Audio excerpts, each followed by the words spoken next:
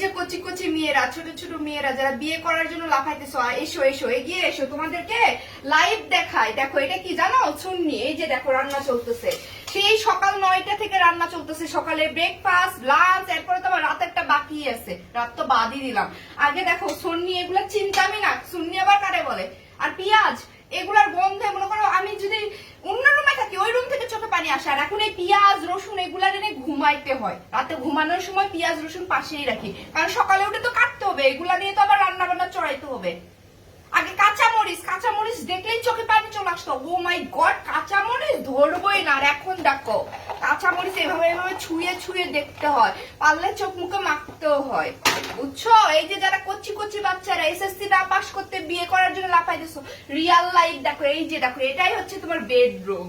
ঘুমাবাও এখানে, ঘুম থেকে উঠেও এখানে, ঘুমাতে যাওয়ার আগেও এখানে, বুঝছো? এগুলা দেখে শেখো, যারা এত লাফাইতেছো বিয়ে বিয়ে, এগুলা দেখে একটু শেখো ভাই। এরপরও যদি বিয়ে করতে ইচ্ছা করে করো, তারপরও করো। এই যে রান্না বান্না, এই যে দেখো, মানে কি রান্না করবো এটা ভাবতেই লাগে 3 দিন, বুঝছো? 3 দিন আগে থেকে প্রোগ্রাম করে রাখি, পরের দিন কি রান্না হবে। এগুলা তো বুঝবা না, এগুলা তো বুঝবা না। এখন তো মায়ের রান্না করে দেয়, খুব সুন্দর লাগে। পেঁয়াজের গন্ধ, মা তোমার গা থেকে পেঁয়াজের গন্ধ আসতেছে, একটু শাওয়ার দিয়ে এসো। মা তোমার হাতের রান্নাটা বাজে হয়েছে, খেতে ইচ্ছে করছে না, রেস্টুরেন্টে খাবো।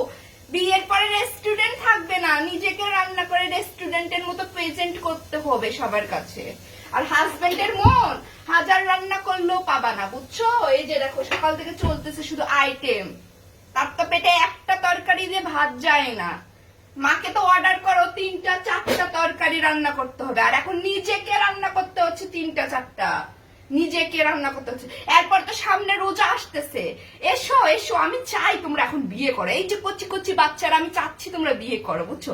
বাদ দাও, এগুলা লাইফ অনেক সুন্দর, আমি এতক্ষণ বাড়িয়ে বানিয়ে বলেছি। তোমরা বিয়ে করো, সামনে সেহরি আসতেছে না, এই সেহরির সময় উঠে কি করো, মায়ে তো ডেকে ডেকে তুলে নিয়ে এসে মুখের উপর খাবার তুলে তুলে খাওয়ায়। আর এই সেহরির সময় না নিজেকে রান্না করে, তারপর হাজবেন্ডের পা ধরে টেনে টেনে উঠায়, হাতে করে খাবারটা তুলে তুলে হাজবেন্ডকে যখন খাওয়াতে হবে, তখন বুঝতে পারবা বিয়ের লাইফ কেমন।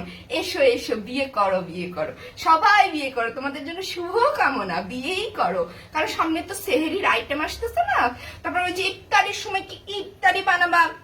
এখন তো ফুড পান্ডাতে ঘুরে ঘুরে ঘুরে ঘুরে খুব মজা লাগে অর্ডার করতে।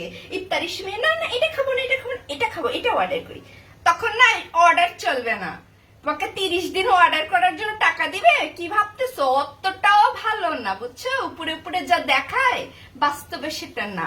তখন হচ্ছে অর্ডার রাখো, তখন একদম বিকেল থেকে শুরু করে ইফতারি বানাও, পেঁয়াজু বানাও, বেগুনি বানাও। এখন তো খালি অর্ডার করতেছো পেঁয়াজু বেগুনি দেখে দেখে, তখন না জিলাপির প্যাঁচটাও নিজের হাতেই দিতে হবে, বুঝছো? এটা হচ্ছে রিয়েল লাইফ। সো আমি চাচ্ছি তোমরা বিয়ে করো, সামনে সেহরি আসতেছে, ইফতারি আসতেছে, তোমাদের জন্য শুভকামনা।